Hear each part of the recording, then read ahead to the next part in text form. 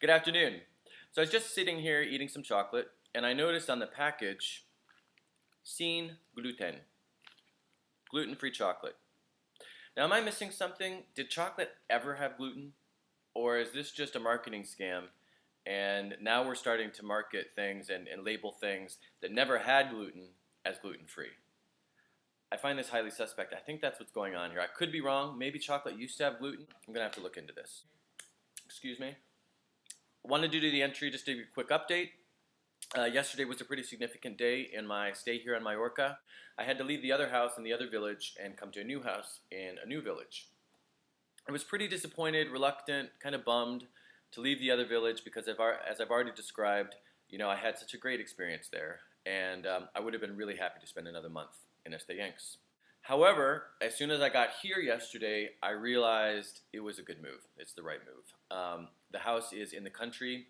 It's a 20-minute walk outside of the village on a big plot of land. It's probably like 10 acres of almond trees and olive trees. Last night was just so quiet and so peaceful. So if it's like this for the entire month, again, I made the right move. So the house is off the grid, and the only source of electricity is solar power. I mean, there is a backup generator, but the main source is solar power. The only source of water is rainwater, which is interesting. And the only heat source, well, there are two heat sources again, I guess. There's a space heater that's run on butane, and then there's a fireplace.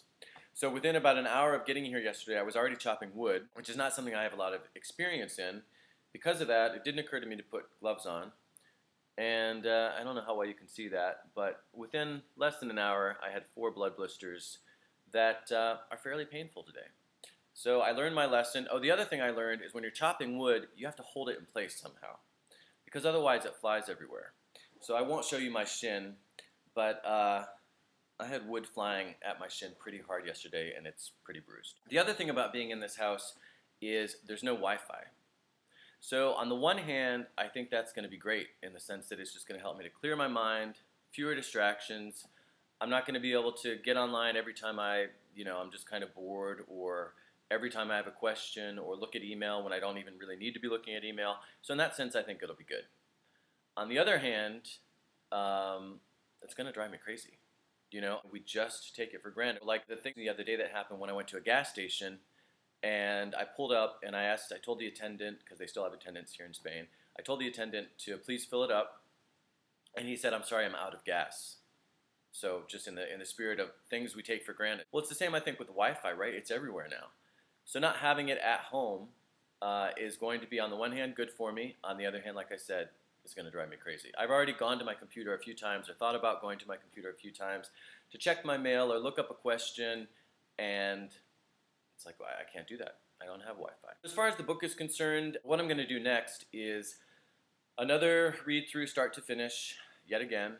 But this time, the goal is not, or the objective is not to find major changes, major things that I need to address, major issues, fingers crossed, but rather just to find little things that need cleaning up, and just really try to read it start to finish without letting myself edit it as I'm going through it. And if I do find things, just make a note of them and then go back and make the changes, but really just get a feel for what does it feel like just to read it as it is.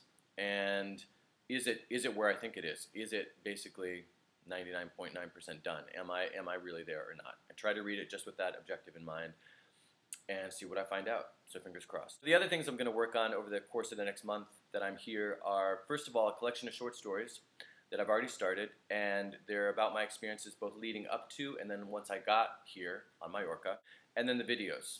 I've shot so much amazing footage. I mean, the scenery here is just spectacular. So I will be making videos for the next few months. I've got so much footage. And I really love making the videos. It's a nice balance between working on the written word projects and then having the visual projects. When I kind of get exhausted or burnt out on one, then I can go to the other, and it's kind of a nice balance. So I'm sure there's more I could say, but I probably said more than enough, so I will go ahead and wrap this up. Thank you for watching, and talk again soon. P.S.